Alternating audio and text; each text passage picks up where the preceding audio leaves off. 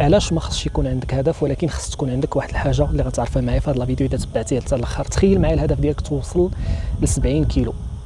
بديتي كتجري يوميا مع الصباح بكري، درتي ريجيم وفي مده 3 شهور حققتي الهدف ديالك، وصلتي 70 كيلو، هبطتي من 80 حتى ل 70. كاين احتمال كبير انك من بعد ما توصل لهذا الهدف ترجع حليمه لعادتها القديمه.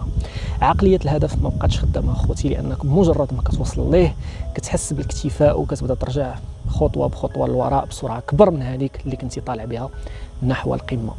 اذا شنو هو البديل؟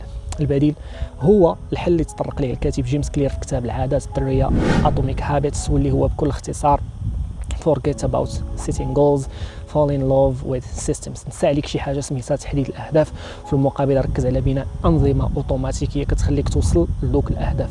مثلا بلاصه ما دير هدف ديالك انك تحقق مليون في الشهر، دير بلاصه نظام ديال العادات اللي غادي يخليوك توصل ليها او تفوتها. مثلا بلاصه ما دير هدف تضرب مليون سنتيم في الشهر، خلق نظام ديال التدبير، التوفير، الاستثمار، التحكم في النفقات اليوميه عن طريق المراقبه ديالها والتحليل ديالها.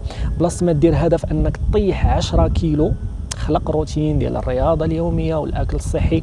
بلاصه ما تدير هدف تعلم الانجليزيه، خلق روتين ديال استهلاك المحتوى الاجنبي بالانجليزيه والمحادثه مع الاجانب، والامثله كثيره اصدقائي. هذا الشيء كامل كيخلينا نوعاو بالاهميه ديال خلق انظمه اوتوماتيكيه كنديروها يوميا، افضل بكثير من تحديد الاهداف اللي كيبقاو فقط اهداف على ورق ونادرا فين كيخرجوا لارض الواقع، وحتى اذا حققتيهم كتحس بالاكتفاء وكتبدا ترجع للور. الهدف كيخليك محدود، ولكن الروتين او العمليه او النظام كيضمنوا الاستمرار والثبات. كاين فرق كبير بين اللي عنده عقليه الهدف بغيت كرشي ما تبقاش سابقاني، طلعت انا فورمه واعره، نهار كينجح انه يطراسي لي زابدو، كيحس بالغرور وكيحس بالامان وبانه وصل، كيرجع للحلويات، المشروبات الغازيه والاكلات اللي فيها سعرات حراريه كبيره اللي صعيب الهضم ديالها. عكس اللي عنده عقليه البروسيس او العمليه، هذا كيستمتع بعمليه الرياضه اكثر من نتائج الرياضه، واخا يوصل ما نعرف فين كيبقى ديما فايق بنفس الحماس باش انه يعاود نفس الروتين، نفس العادات الايجابيه.